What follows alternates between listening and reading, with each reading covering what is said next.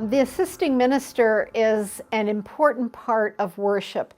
The pastors represent the clergy, but the assisting minister represents the people.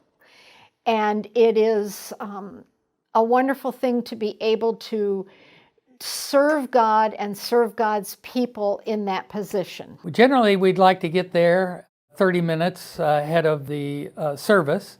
When we arrive, we always go over to the coffee bar and pick up the assisting minister's book, which will have the service script inside. Check in with the pastors, let them know you're there and that you are their assisting minister for that Sunday.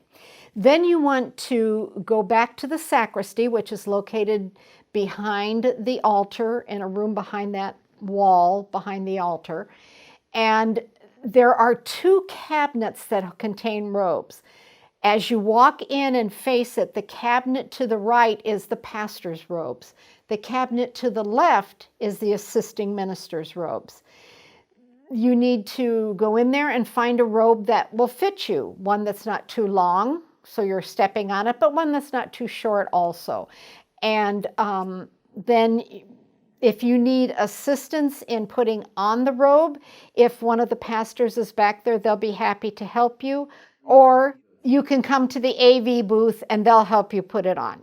And afterwards, we go to the audio-visual center where we're given a mic, and that is placed up near our collar. And we always have the battery on, or at least I do, because it's all controlled from the AV center. So you don't have to worry about clicking anything on or off. It'll come on when it needs to come on. As service begins, we always check with the pastor on where we're going to be seated. Sometimes it might be in the choir loft if the choir isn't singing, or it sometimes can be directly across from the pulpit. And you're led by the pastor. The pastor will generally, when it's time to go behind the altar, the pastor will signal you to go. You will go in first because you are always, as he faces a congregation, on his left-hand side. We basically have 5 key responsibilities in being an assisting minister. One is to be there that if either the pastors need something, you can help them with whatever it is they ask you to do. The second thing is that you will be praying the prayers of the people, and that's why the assisting minister does them. They are the prayers of the people, and as the assisting minister, you are the representative of the people behind the altar. The prayers after the Apostles' Creed, there generally are 6 to 7 of those prayers, and they will always end where the congregation respond to your prayer.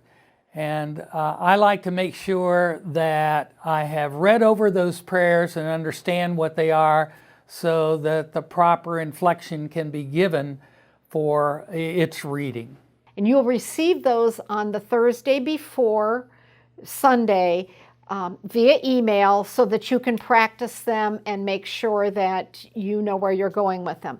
It's very important as you start the prayers of the people that you give time for people to get themselves centered and think. I usually count to 20 before I begin.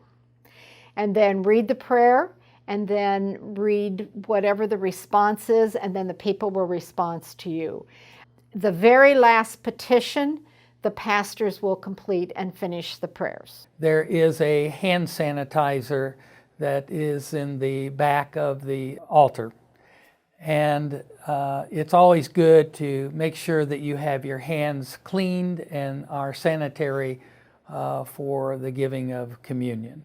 In preparing for communion, when the offering is being taken, you will bring the wine out, and you will bring the bread and the gluten-free wafers out, but you take off covers, and you leave the covers at the back and bring them all up and set them on the altar ready for preparation for the communion. After the offering is taken, you will do the offering prayer. That is the assisting minister's prayer. The people have made their offering to God, and the assisting minister, as the representative of the people, blesses that offering. There are 3 stations, and they will have the responsibility for the bread and the wine, and also the wafers that are gluten-free. You are the bread giver, normally at the second station. If there's a change in that, pastors will tell you that. At the point in which the pastor has described and has had the helpers for communion come up, he then gives communion to the 2 other people who are there. And when he does that, then we go out and do the very same to our helpers. You will go down and give the bread to the communion assistant at your section. Give them the bread and say, the body of Christ for you.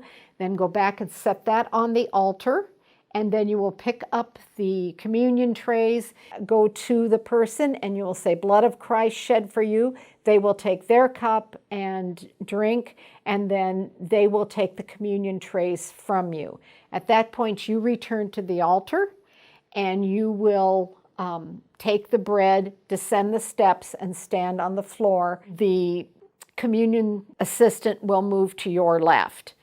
Now, if they are too close, there's nothing wrong with saying, can you take another step, and have them step over far enough so that the people have a place to move between the 2 elements. And in giving out communion, you basically will take the bread and you will break it off, not in too big of a chunk, but in smaller pieces that can be eaten without a great deal of difficulty. And you will give that, and you will say, this is the body of Christ given for you. One trick that helps when you are giving the bread is it's been torn in half, and so you have 2 halves sitting on the plate with the bowl of gluten-free wafers in the middle. If you put your thumb on the bottom, your hand on the bottom of the plate, and your thumb on that piece of bread, it doesn't slide around, and it's very easy to tear the bread off. If you do happen to need any more bread, which is rare, you can go back to the altar because there will be some extra pieces there that can be used. Some people may tap their shoulder because they want gluten-free.